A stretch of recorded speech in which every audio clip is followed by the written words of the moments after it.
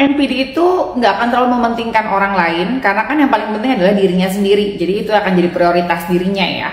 Tapi dia bisa membuang energi dan waktu untuk mendendam sama seseorang apabila dan jikalau orang tersebut telah menyinggung pride-nya, mengusik egonya, atau kita sebut ada narcissistic injury. Nah, repotnya nih kalau orang NPD sudah dendam karena dia merasa dijatuhkan, diserang, diusik harga dirinya, diusik image dirinya, dia bisa berbuat jahat karena dia dendam nih. Dia akan berusaha menjatuhkan orang tersebut. Dia bisa melakukan hal-hal yang manipulatif untuk memperkuat statement, memperkuat status bahwa dirinya lebih dibanding orang itu.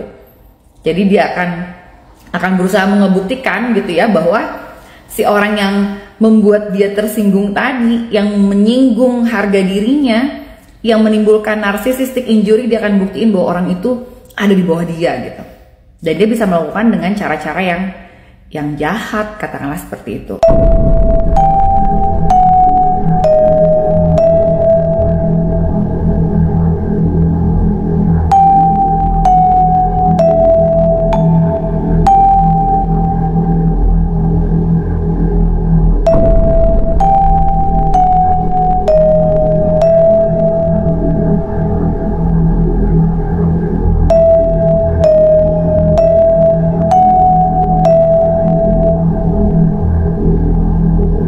Saya ingin tegaskan di sini bahwa setelah saya gabung dengan pemerintah yang dipimpin oleh Pak Joko Widodo, saya menjadi saksi. Saya melihat betapa beliau bekerja keras untuk cita-cita yang sama dengan cita-cita kita.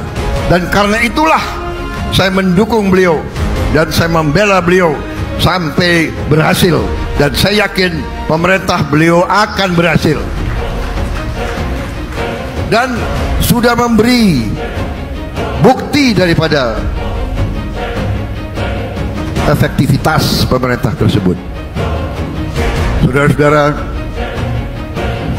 kita harus berani mengatakan yang benar-benar, dan yang tidak benar itu tidak benar.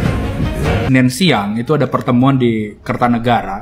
Kertanegara itu adalah rumahnya Prabowo. Jadi diceritakan lah, Prabowo menceritakan, saya habis ditelepon Pratikno nih,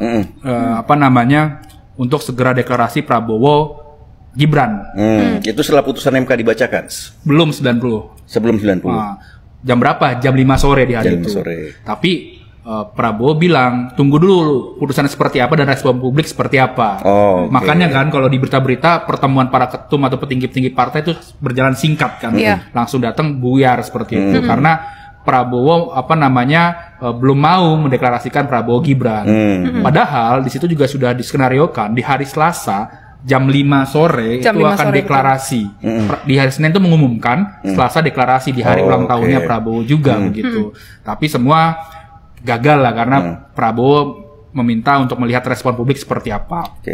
Lalu prosesnya di Senin malam Prabowo mengontaklah orang Demokrat, ingin bertemu dengan Pak SBY. Pertemuan pun berlangsung keesokan harinya atau Selasa siang di situ. Prabowo bilang ke Pak SBY, dibilang saya pusing Pak. Dia bilang,